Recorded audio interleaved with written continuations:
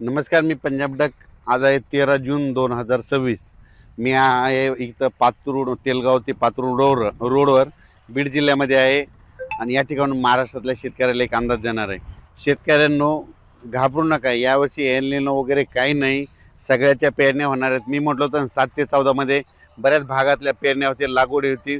तर तुरळक भागातल्या काय झालं, जिथं पाऊस पडला तिथं झाल्या. आणि तुम्हाला पाहू शकता, हे बीड आपलं माजलगाव तालुक्यामधले ही कापसाची लागवड बघा. हे संपूर्ण कापूस उगवलेले आहेत. हे यांच्या लागवडी देखील कापसाच्या झाल्या आणि कापूस उगवले. तर सगळ्यांचे काय होणार आहे, तर सगळ्यांचे अशाच पेरण्या होणार आहेत. आता 21 ते 30च्या दरम्यान, म्हणजे जूनच्या शेवटच्या आठवड्यात परत एकदा चांगला मोसमी पाऊस येणार आहे. त्याच्यामध्ये महाराष्ट्राच्या जवळजवळ सगळ्या भागाची पेरणी देखील होणार आहे आणि कापसाच्या लागवडी देखील होणार आहे. म्हणून माझं तरी म्हणणं आहे, शेतकऱ्यांनी घाबरू नये. एल निनो वगैरे काही नाही. काय होणार, सुरुवातीपासूनच मी म्हणलो ना, 3 टप्प्यामध्ये पाऊस पडणार आहे. एक 7 ते 14मध्ये, म्हणजे आज 13 तारीख आहे, तर 7 ते 14मध्ये काही भागात पडेल. आणि त्याच्यानंतर काय होणार आहे की 21 ते जूनच्या शेवटच्या आठवड्यात पाऊस पडणार आहे. तर त्याच्यामध्ये संपूर्ण राज्यातल्या जवळपास 70-80% लोकांच्या पेरण्या होतील आणि लागवडी होतील. आणि त्याच्यातून जर काही शेतकरी उरले तर 7 जुलै ते 14 जुलैच्या दरम्यान राज्यामध्ये काय होणार आहे, पुन्हा राहिलेल्या शेतकऱ्याच्या पेरण्या होणार आहेत. म्हणून हे देखील सर्व शेतकऱ्यांना लक्षात द्या. शेतकऱ्याला सांगू इच्छितो, शेतकऱ्यांना यावर्षी एल निनो नाही, दुष्काळ नाही, पाऊस पडणार आहे, जेमतेम पडणार आहे, पिकाला लागेल तसा पडणार आहे. मात्र सगळे पिकं चांगले येणार आहे, काही घाबरून जायची चिंता नाही. पाऊस काय होणार आहे, फक्त काय होणार आहे, टप्प्याटप्प्यानं पडणार आहे. आणि जिथं पडला तिथं त्यांच्या पेरण्या होतील.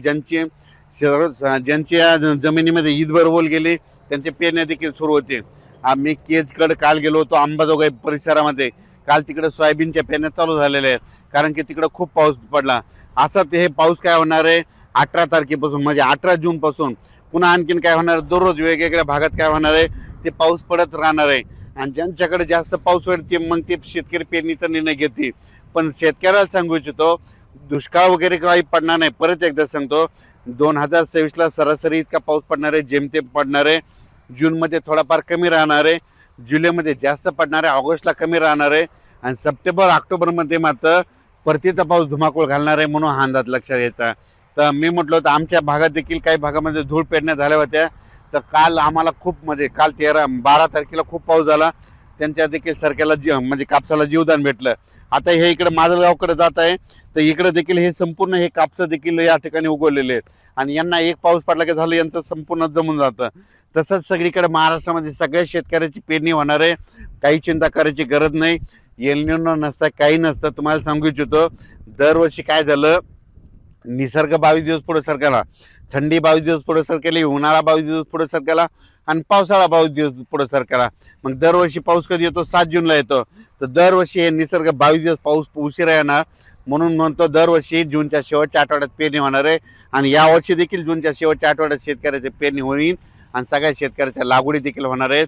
म्हणून ही सर्वप्रथम शेतकऱ्यासाठी आनंदाची बातमी. शेतकऱ्यांना घाबरून जाऊ नका, पाऊस येत राहणार आहे. तुम्ही बघा, आता मध्ये हे दररोज पाहताना हे 14 पासून पण देखील बऱ्याच भागामध्ये, आज देखील ना विदर्भामध्ये वर्धा, नागपूर, भंडारा, गोंदिया, चंद्रपूर, यवतमाळ, अमरावती, अकोला त्या परिसरामध्ये आज देखील, म्हणजे ते आज 13 तारखेला देखील चांगल्या स्वरूपात विदर्भात, पूर्व विदर्भात पाऊस पडणार आहे. पश्चिम विदर्भात देखील काही भागामध्ये विखुरलेल्या स्वरूपात आज देखील पाऊस पडणार आहे. मराठवाड्यात देखील आज विखुरलेल्या स्वरूपात, सगळीकडे नाही पडणार पण भाग बदलत पावसाला सुरुवात होणार आहे. म्हणून हा अंदाज लक्षात घ्यायचा.